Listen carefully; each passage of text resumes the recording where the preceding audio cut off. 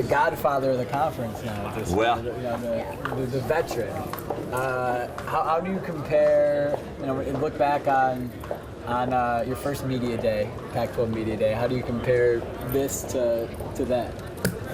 Well, Jake, I think I've been here just long enough to not be able to remember my first media day.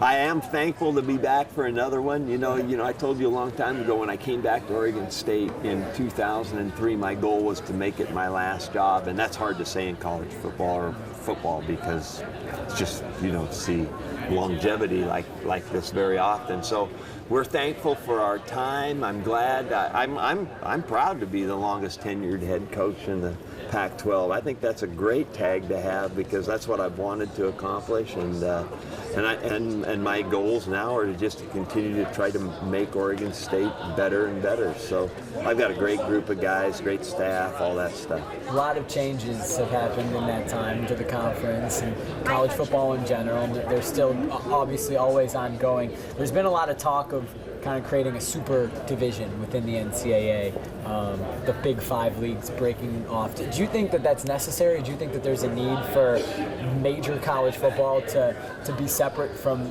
maybe some of the schools where it's not as big? I think the conversation is probably relevant. I think that it's not going to be necessary to say that it's got to be a breakaway from the NCAA. There may be, it may be wiser to talk about the formation of another division, where you've got, a group of schools, frankly, that are in bigger conferences that have more money, are able to do more. Like, some of the smaller schools, but still in our division, aren't able to afford what was supposed to be that added stipend for student athletes. Right. And if we decide that we think that stipend is important for these guys and we're able to afford it, we shouldn't be able to be held back by those that can't all the time. All the time. And so I think a formation of a new division may be a decent thought as we go forward. Like I said, I don't think we need to have this big conspiracy about separating from the NCAA. Right.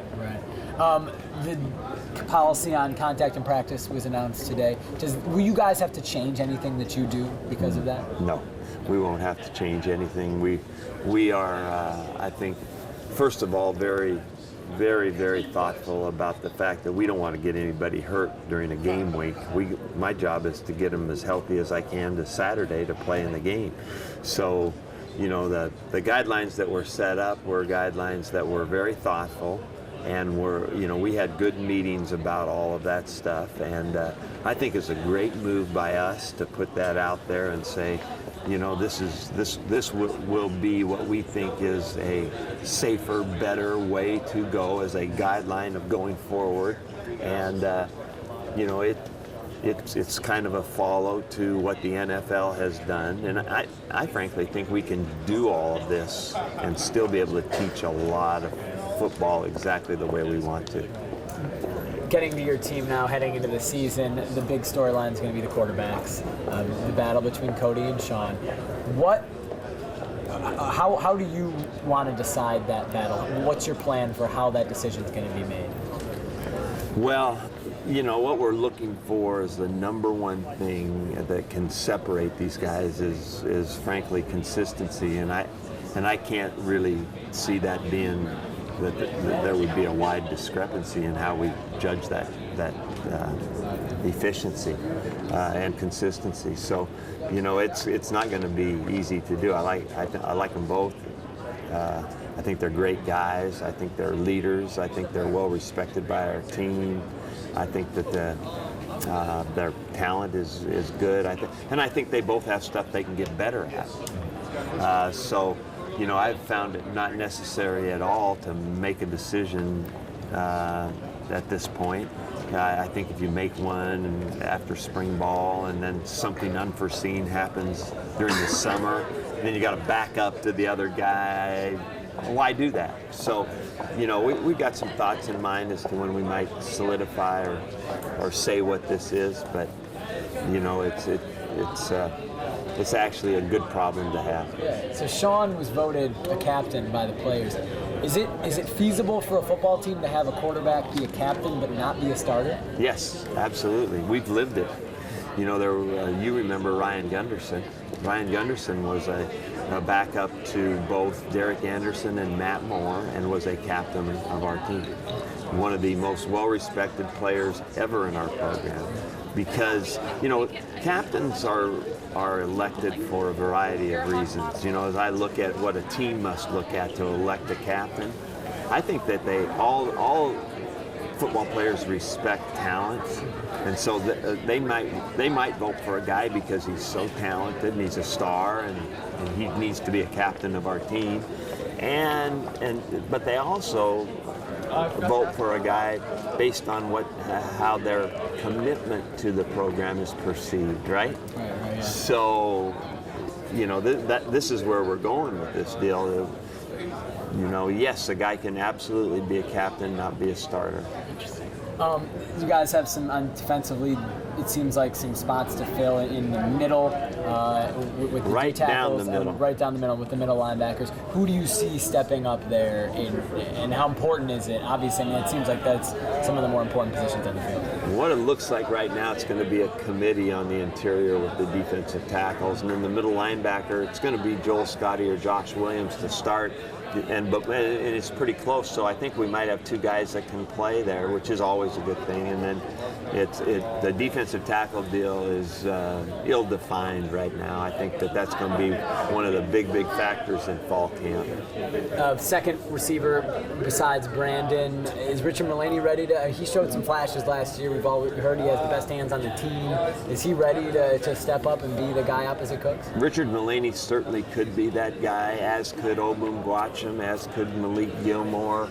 I think that we're going to let fall camp tell that tale a little bit. Richard's got to get back into it. He missed spring practice with a shoulder, so he's got to get healthy and get back to it, and that will be, I think, a big factor in how how does he look is going to be a big factor in the competition. I guess finally, last season you guys were picked last in the North, and the team seemed like they played with this big chip on their shoulder throughout the entire season, and it obviously led to a lot of success. How do you get them playing with that same edge when you're possibly going to be ranked preseason top 25, when you're not going to be sneaking up on people, and that's not you're not picked to finish last anymore? Yeah, I think that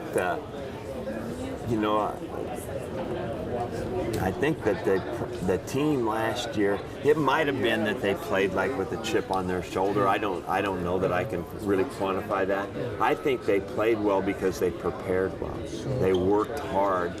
They didn't like 3-9, and the off-season commitment was outstanding, and the leadership that was formed within that team was awesome.